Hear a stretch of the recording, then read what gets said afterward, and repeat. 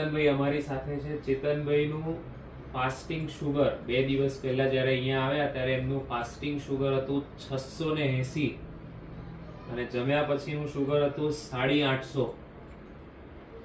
એમનું HbA1c 18 ઉપર 18% plus HbA1c હતું.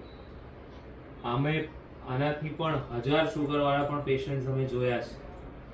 એમને આવ્યા ત્યારે વજન લગભગ 10 કિલો ઓછું થઈ ગયું હતું અને બીજી ઘણી બધી તકલીફ હતી. એમને ટાઈપ 1 ડાયાબિટીસ ડિટેક્ટ થયું છે. તાત્કાલિક એડમિટ કરીને અને સારવાર અપાઈ હતી. અત્યારે કેવું છે?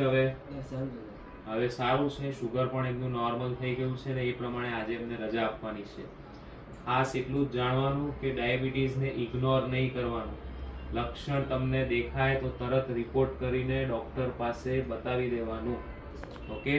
અને જે પ્રમાણે દવા આપી છે એ ચાલુ રાખવાનું. બરાબર?